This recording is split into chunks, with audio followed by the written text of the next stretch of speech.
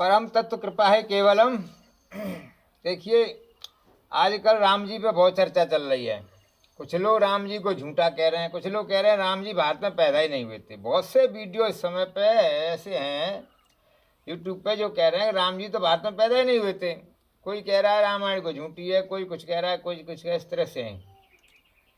तो ये रामचरितमानस में एक चौपाई है, श्रोता वक्ता ज्ञान नित कथा राम के गुण। इसका अर्थ है कि श्रोता भी ज्ञान का खजाना हो, वक्ता भी ज्ञान का खजाना हो, तभी राम की कथा समझ में आएगी, क्योंकि राम की कथा अत्यंत गुण है।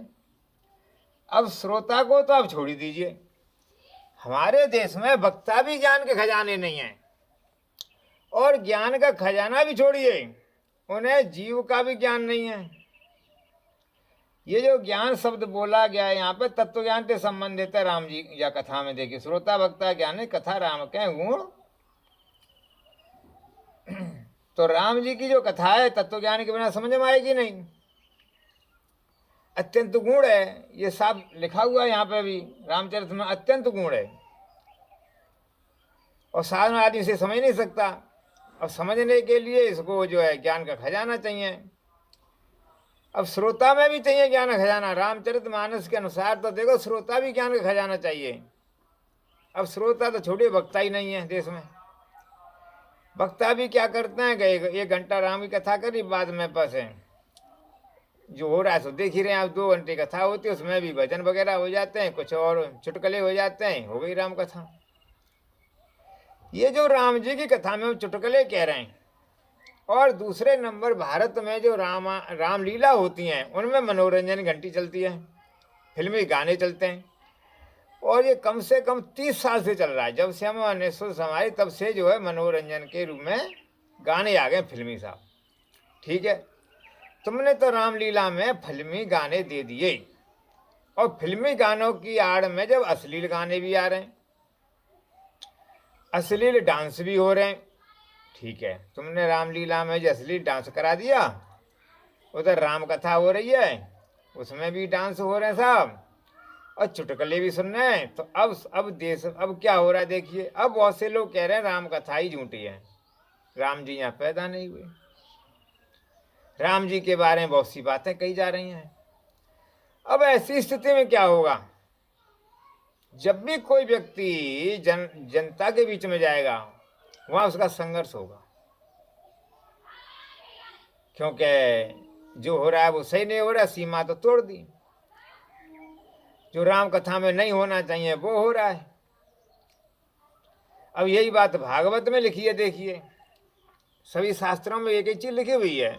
यही बात जो भागवत में देखिए, ये क्या लिखा हुआ है यहाँ पे, प्यारे उद्धव, जो पुरुष शब्द में वेदों और शास्त्रों का तो पारगामी विद्वान हो, परंतु परम ब्रह्म परम तत्व रूप आत्म तत्व के ज्ञान तत्व ज्ञान से शून्य हो, उसके परिश्रम का कोई फल नहीं है। वह तो वैसा ही है जैसे बिना दूध की गाय का पालने वाला। अर्थात इसमें यह लिखा हुआ है, कोई व्यक्ति कितने भी कथा करे, परंतु जब तक उसको जीव का दर्शन, आत्मा का दर्शन, परमात्मा का दर्शन, या ये कहोगे जीव के बारे में जानकारी, आत्मा के बारे में जानकारी, परम तत्व आत्म तत्व परम ब्रह्म भगवान के बारे में सही जानकारी नहीं है, तो उसको शास्त्र पढ़ना बेकार है।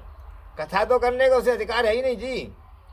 ये मैं नहीं कह रहा हूँ, ये भागवत कह रही है, कोई भी आदमी देख ले, ये भागवत में लिखा हुआ। और देखो ये श्लोक है श्रीमद् भागवत 11:11-18, ये जो उसमें 11वें स्कंद का 11वें अध्याय का 18वां श्लोक है। ये भागवत में कोई भी आए हमसे दिखा भी सकते हैं।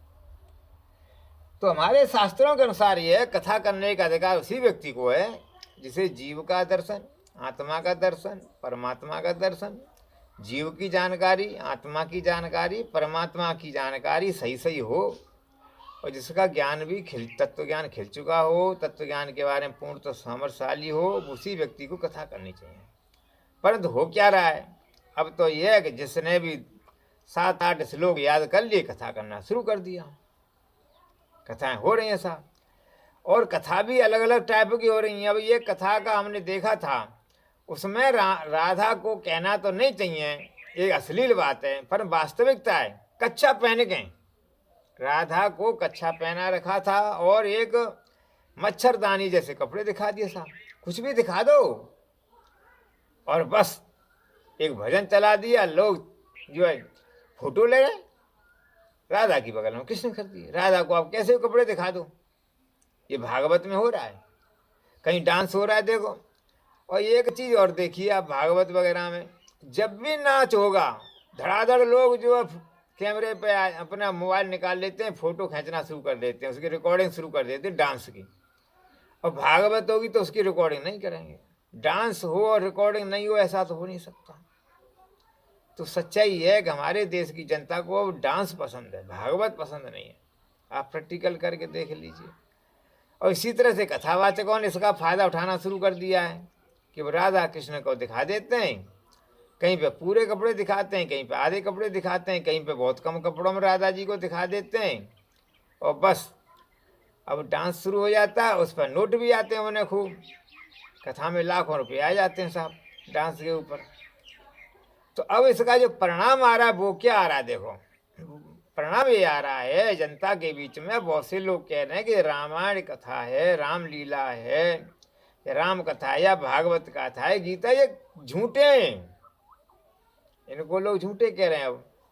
अब बहुत सी बातें इधर आदि शब्द आधा निकाल देते हैं। देखो ये लिखा हुआ, ये लिखा हुआ, ये लिखा हुआ, ये लिखा हुआ है, और उस पर विवाद चल रहा है। जैसे अभी चलाया था उसमें 3-4 महीने से विवाद चलाया ही था वो। अब रामायण की ये चौपाई तो उन्होंने कही नहीं। देखो ये लिखा हुआ है, श्रोता वक्ता ज्ञानित कथा राम के गुण, दूसरी दे दी उन्होंने। और भी ऐसी चौपाई में मम दर्शन फल परम अनुपा जीव पा सहज स्वरूपा। राम जी जब जो सबरी को ज्ञान दे रहे हैं तब किए मम दर्शन फल परम अनुपा जीव पा सहज स्वरूपा। इस चौपाई को किसी ने नहीं कहा राम जी के बारे में। अब ये समझ लो यूट्यूब पे बहुत से लोगों ने विवादित बयान दिए, कोई कुछ कह रहा है, कोई कुछ कह रहा है। सच्चाई है कि जितने लोगों ने बयान दिए, किसी को भी कोई भी व्यक्ति राम जी के बारे में नहीं जानता सही ढंग से। और दूसरे नंबर जिन लोगों को राम जी की कथा कर रहे हैं उन्हें भी सही जानकारी नहीं है, उसका जवाब भी सही नहीं दे रहे हैं, इसलिए विवाद बढ़ता जा रहा है। अब जनता भी अजीब है, जनता भी है कि जनता को सही राम कथा सुनाई जाए, और जनता राम कथा सही सुनने को राजी नहीं। क्यों? जनता को तो राम कथा हो या भागवत हो, उसके बीच में डांस चाहिए और चुटकुले चाहिए। बिना चुटकुले के तो जनता को राम कथा समझ में नहीं आएगी। एक और समस्या खड़ी हो गई है, राम कथा या भागवत के बाद भंडारा होना जरूरी है। अगर राम कथा या भागवत के बाद में भंडारा नहीं हुआ तो जनता को साहब अच्छा नहीं लगता है। कुछ सज्जन व्यक्ति ऐसे भी हैं जो राम कथा या भागवत कथा कराना चाहते हैं, पर उनकी क्षमता नहीं है भागवत ये जो है भंडारा कराने की, तो वो कथा नहीं करा पाएंगे, बहुत सा खर्च चाहिए। ये भी समस्याएं पैदा हो रही हैं।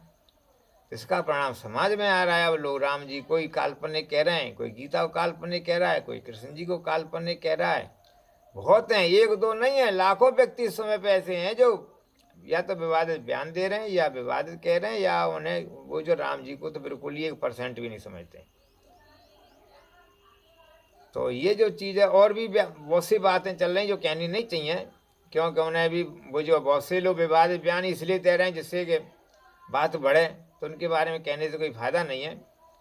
अब मैं ये बात जनता के ऊपर छोड़ता हूँ कि जनता जो है सही भागवत या सही राम कथा सुनना चाहती है या नहीं चाहती, जनता निर्णय करे। अगर जनता चाहेगी सही भागवत सही राम कथा तो हम सुनाने को तैयार हैं। और ये बात हमारी अच्छी लगे तो आप शेयर करिए और कमेंट में हमें बताइए कि आपको अच्छी भागवत, शुद्ध भागवत और शुद्ध राम कथा सुननी है या नहीं सुननी है। बाकी की इच्छा आप पे।